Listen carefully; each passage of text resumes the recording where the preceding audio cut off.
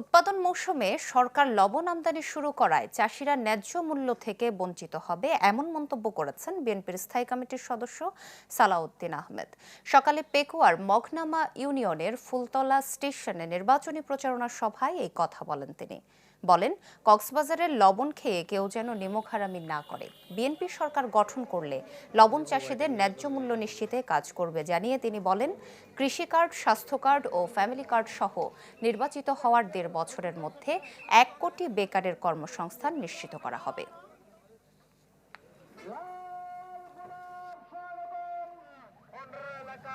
আমি সরকারকে অনুরোধ করব যেন এই অন্যায্য আমদানিটা বন্ধ করা হয়। আমাদের কৃষকের কাছে যদি ন্যায্য মূল্যে তারা লবণ বিক্রি করতে না পারে, আমাদের কৃষকরা যদি ন্যায্য মূল্য না পায়, তাহলে আগামীতে তারা লবণ চাষ বন্ধ করে দিবে। তাহলে পরে সারা বাংলাদেশের সমস্ত লবণ সরকারকে আমদানি করতে হবে।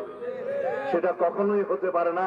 সমগ্র বাংলাদেশকে এই এলাকার লবণটা দিয়েই চলতে হয়। সুতরাং আমাদের লবণ খেয়ে যেন কেউ নিমক হারামি না করে। নতুন এবং ফিরে আসা গ্রাহকদের জন্য নগদে চলছে ক্যাশব্যাক সহ প্রতিদিন হাজারো উপহার জেতার সুযোগ। হবে আশা আর ফেরা, সারপ্রাইজ সেরা।